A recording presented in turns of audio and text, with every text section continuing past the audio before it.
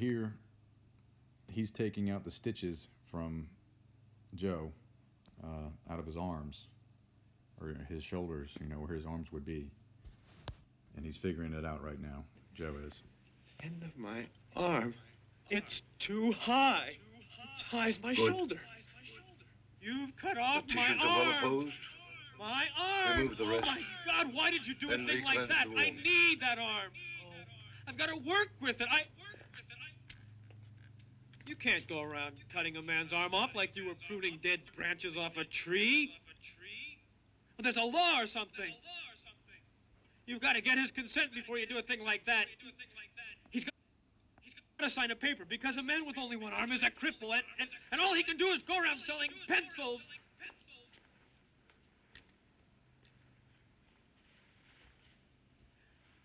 Oh, no, not my other arm, too. No, no, please, no. You've already taken one of my arms. Want him Don't take moved to my the other one, least too. conspicuous room you can Not find. both of them. For his own Please good. don't. Oh, I won't have any. A room with a alone. lock. Something over the window No so they arms. can't peer in at him. No arms, no There isn't a arms. decent unoccupied room in the building. arms. Okay. So you can hear Joe screaming in his head in the background. No arms, no arms. And what that represents is the government taking our guns from us. Okay? That's part of the symbolism in this. The government has been trying to take our guns. They've been preaching about automatic rifles and all different kind of things, which automatic weapons are illegal. So that's not even a dispute. But this is the symbolism right here when he says no arms. So now these soldiers are playing cards with Jesus, and Reveille is playing right now. And we're going to hear what they say. Assembly, what time is it anyhow? 3 Christmases and 41 days. 41 days. So you hear Joe say 3 Christmases and 41 days. Because Christmas is going to be the baseline of time for something. And we're going to figure that out later. So now the soldiers are getting ready to board the train, and we're going to listen to what the train conductor says. All aboard! Next stop, New York, Atlantic Ocean, and Paris, France. What's this guy doing here? Okay, so he says New York, Atlantic Ocean, and Paris, France. So those 3 locations are important, but a train cannot go through the Atlantic Ocean to Paris, France. So that doesn't make sense. So here we're in New York City, as the train conductor mentioned New York. And if we zoom down at the Amtrak Police Department, this looks exactly like the feet of the gentleman going to the bathroom in Washington, D.C.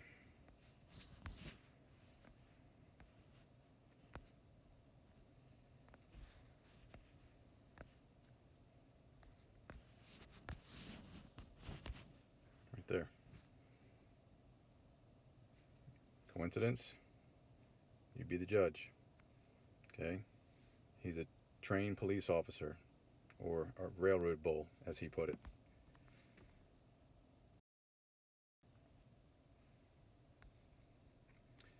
Now here in the Atlantic Ocean we have some symbolism as well. You'll notice there are some lines in the bottom of the ocean that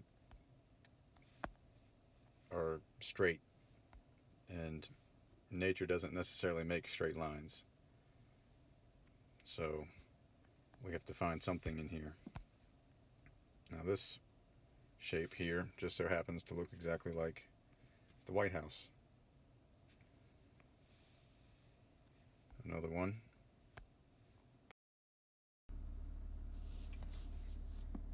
Okay, here near the Bermuda Island, and this is in the Bermuda Triangle, Now, you can see these unnatural straight lines on the bottom of the ocean floor. This here looks like an inverted star minus the left and right points, so it's a point, you know, pointing down or whatever, and it looks like it has an eye in the middle of it. I'll go ahead and draw it for you, just so you can see what I'm telling you.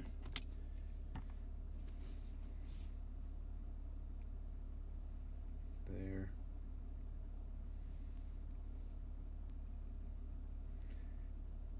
And then there's an eye right there. Okay. So that's what's there. You can see it or not, but that's what I see. Also, it's pointing down towards the British Virgin Islands.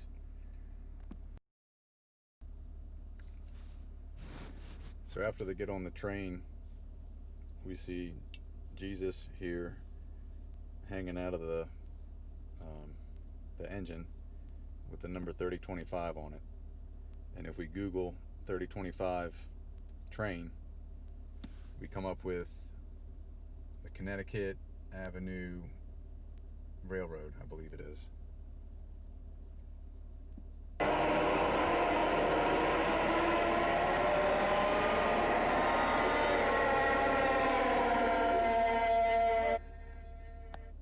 So we have him hanging out the window with a scarf blowing in the breeze. So it's Connecticut Valley Railroad. I apologize for misspeaking earlier, but so here it is. This is in Connecticut in the United States. And if we zoom out a little bit, we notice that there's kind of a triangle shape or maybe an arrow, and this is something that you might call a reach. I'll go ahead and draw it for you.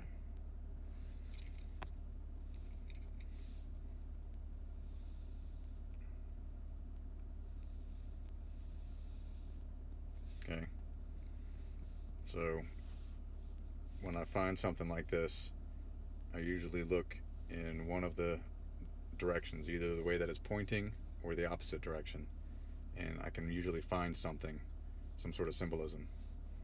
So I'll go ahead and go this way and show you what I found, and then I'll show you what I found somewhere else too. So we'll zoom out.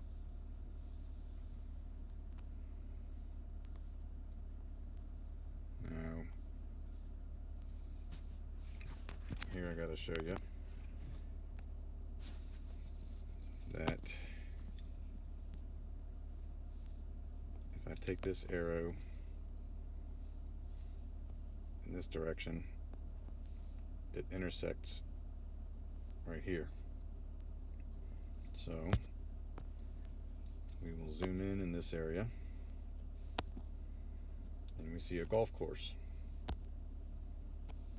And you may call this a reach as well, but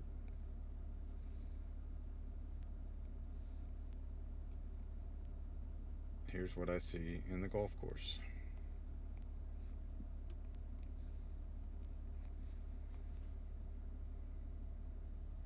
Okay, you can call it a reach, whatever you want to, it's fine. It's just something I found, but it looks like the word evil. Okay, that's one thing. Now, if we go back up to the railroad and then follow this train track, I'm not going to follow the whole thing, but it takes us over in this direction.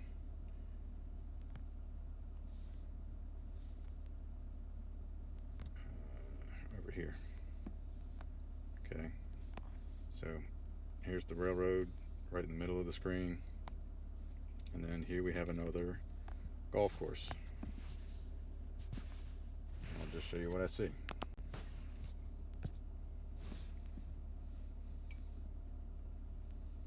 So let's say this is the window of the train. We have an arm another arm, body, a head, and then a scarf or maybe some hair. Okay? You can call it a reach or whatever you want to. But the way that I found it, using the railroad and Google, that's either a coincidence or it was on purpose.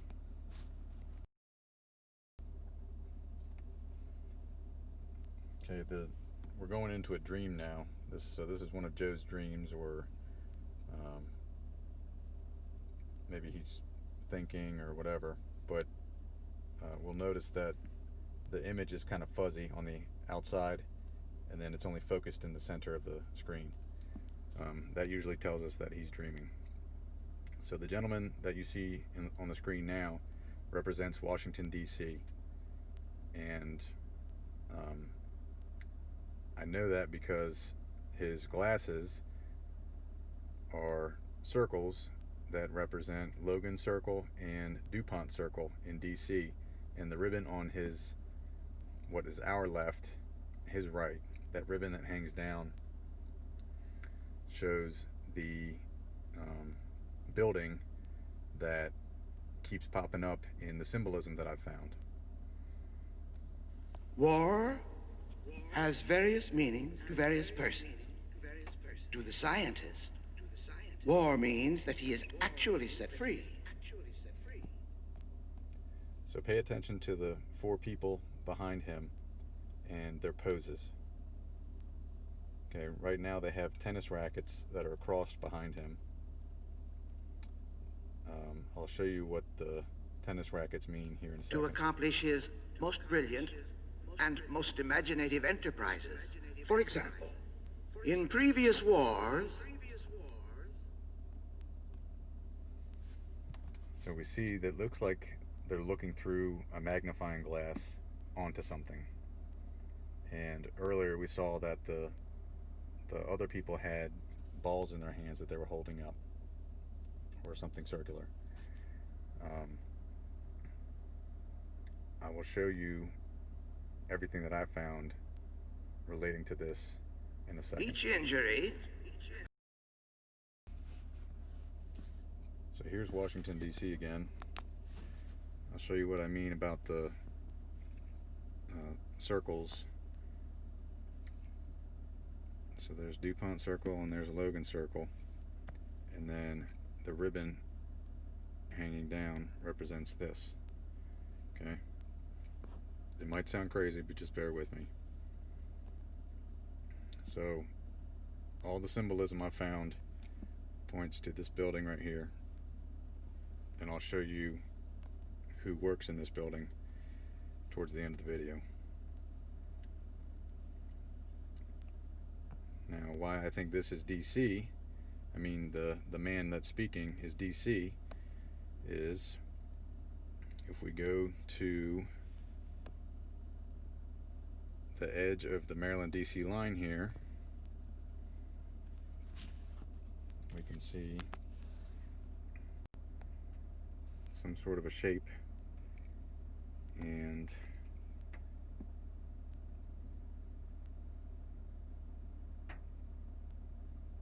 it's a figure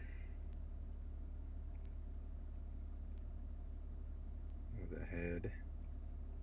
Okay, I'll just draw that line there. Eyes, and then it's holding something. What could be a magnifying glass.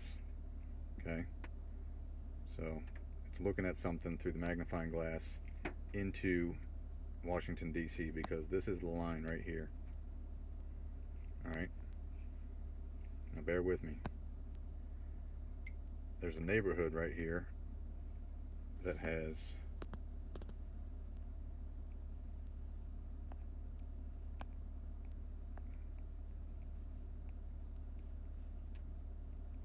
four fingers and a thumb.